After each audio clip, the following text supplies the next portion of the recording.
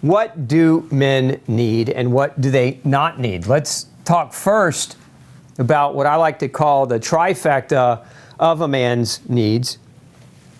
I break it down into 3 categories: the physical, the emotional, as well as the nutritional. Ladies, if you are trying to help understand how you can best support and nourish your husband's health, these 3 categories are going to be an easy way for you to remember. So the first is the physical. Now, men need physical activity, a lot more actually than women do. This is one of the ways men deal with their emotions, is through physical movement and physical activity. If we don't have an outlet physically, then we become more aggressive emotionally, and we become more moody, we become more agitated and more irritable. So if your man is not exercising regularly or doesn't have some type of physical work or job, this is something you want to strongly encourage. And one of the best ways of encouragement that I've seen work, both in my own life but in a number of my patients' lives, is when women or the woman has to prioritize her own exercise or her own fitness. A lot of times what happens when a woman is prioritizing exercise for herself, she's leading by example. Most men see that, and it's going to, at the very least, put a subtle kind of reminder in their own mind, or a subtle push in their own mind, that it's something they need to be more focused on, especially if they're gaining weight, especially as they've aged, if they've, grown that beer belly or that pot belly. So men need physical activity as a general rule of thumb. It varies from man to man, but weightlifting, working out, running, some form of cardiovascular training, something consistent in their schedules is going to be extremely helpful for them. I've seen a lot of men that are stuck at desks. So if you're a sedentary type and you're at a computer desk for the vast majority of your day, one of my favorite tools is a treadmill, a desk treadmill. You can just put it right underneath the desk, and instead of sitting all day, you can put in 3 or 4 miles on a treadmill, not even at a fast pace, just at a nice general walk. On my treadmill, I spend anywhere from 3 to 8 miles a day, sometimes more. Because of the amount of computer work that I do and the amount of phone calls that I'm on. So the desk treadmill could be a nice little solution if your man has a sedentary type of job. Beyond that, it's prioritizing the physical activity. And so making it a priority. And for men, what this usually equates to is putting it on their schedule. If it's not on their schedule, then it's not going to get done. If it's an afterthought at the end of the day, it's not going to get done. For me, again, my own personal life, every morning at 5:30, this is on my schedule. It's scheduled in, it's penciled in. I'm going to get my physical activity in one way or the other. So encourage your man to put it on his schedule, and this way it becomes a normal part of his habit, and he can take advantage of the enhanced activity and the physical activity. Aside from just the weight loss component or the staying physically fit component, there's so many other benefits to exercise. We've done entire shows on those benefits. You can go back and watch. Now, exercise is physical motion and movement that the man has to perform, but men also need physical stimuli and physical touch from their partners. Generally speaking, men are very physical creatures, if you will. And so if they have a wife or a woman in their life that is not attentive to the physical needs of the man, this is going to create some pretty big emotional problems. We should draw that arrow the other way. Depression and lack of confidence are going to be big potential symptoms that can set in when a man doesn't receive enough physical touch or physical stimuli from his partner, from the woman he loves. So very, very important. You take physical into consideration. The man has to do his own physical work, and then there is definitely a role that the wife or the partner plays in this regard as well. And then we have the emotional aspects of what a man needs. a man needs family support. Family support, and I'm not talking about cousins and uncles and other relatives. I'm talking about immediate family, wife, children. That support core system is what makes a man feel valued. It's what gives a man purpose. If you think about the house, we always hear about women in their role in the home. I mean, that's just kind of been classic, right? But what is the man's role? If we really think about the man, if we look at, excuse my stick drawing, but whereas the woman is the heart of the house, right? She makes sure that everything on the inside is as it should be, right? That love is there, that there is great emotional support. Whereas a man is more like the walls, the roof, right? This is where men draw their purpose, because men generally are what? They're protectors. If they have great family support, they're going to feel better in that regard. So this can affect them emotionally.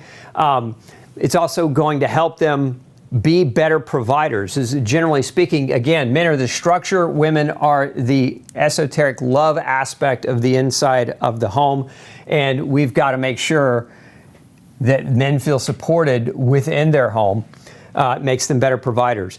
So family support, they need to feel appreciated in their home. Now, don't get me wrong, I'm not a fan of just smattering men with compliments where they're not behaving like men. So I'm not telling you to coddle your men, ladies. I'm not telling you to,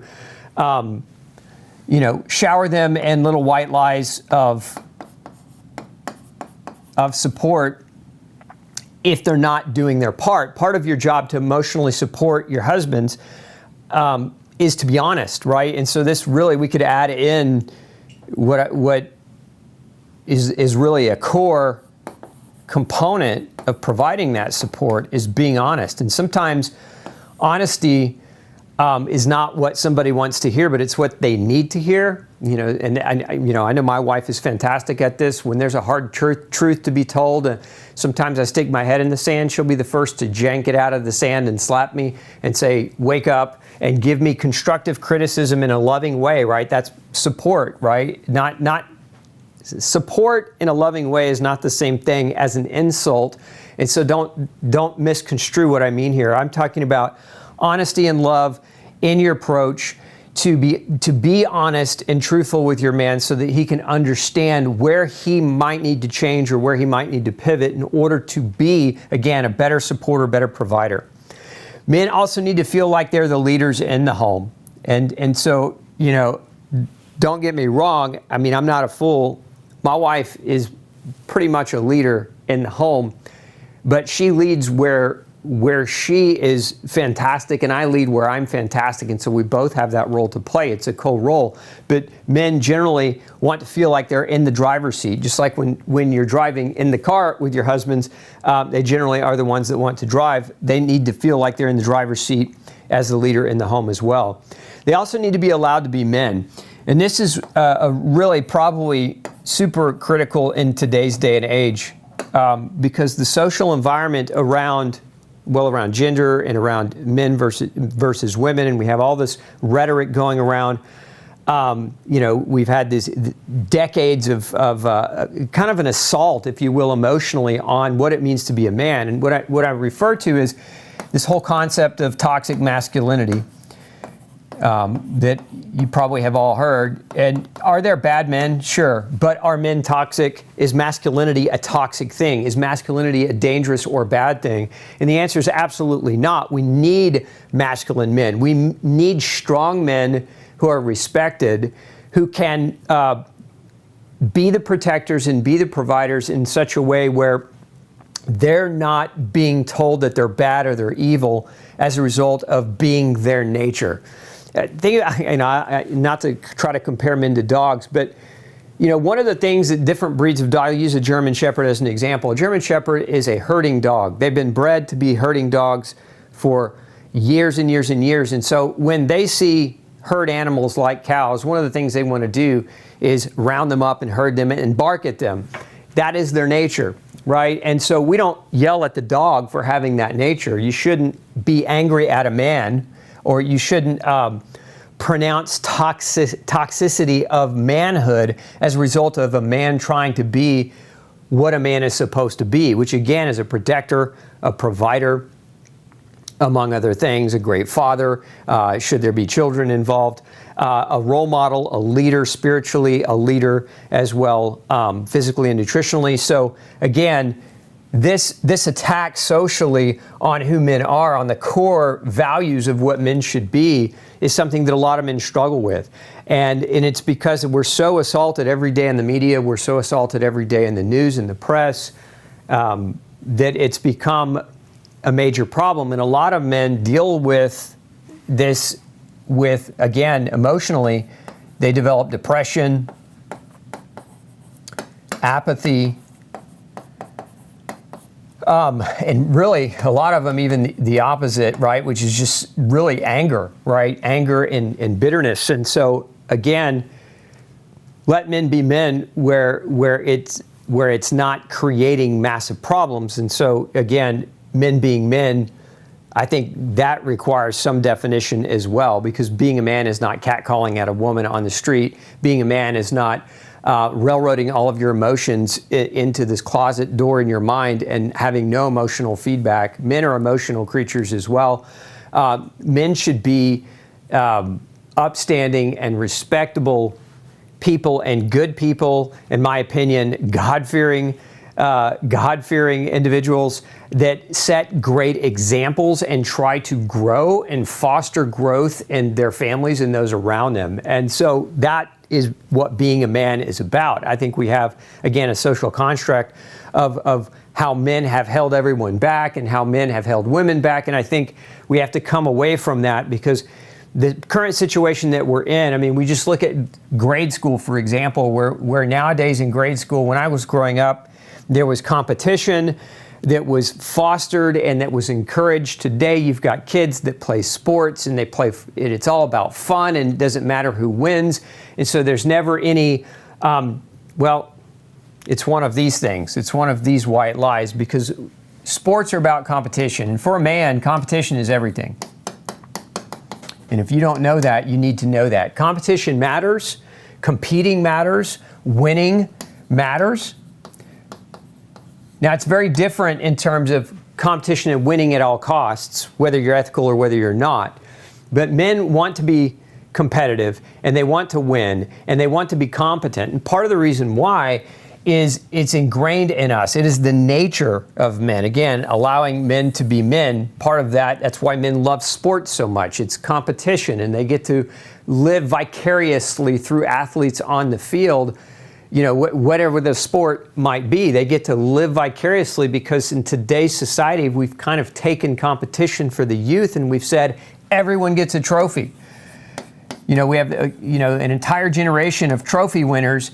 And these are, why did I say white lies? Why are these white lies? Because if you're not good at something, you shouldn't get a trophy just for participating. That takes away the value of competition. And so what it does is it takes young boys, when they become men, they don't understand that the world is about competition, and in many ways the world is about winning at what you do. You want to be good at what you do. You don't have to beat everyone else into the ground or beat everyone else to a pulp in order to be on top, but you should strive for excellence in what you do as a man, and that is winning.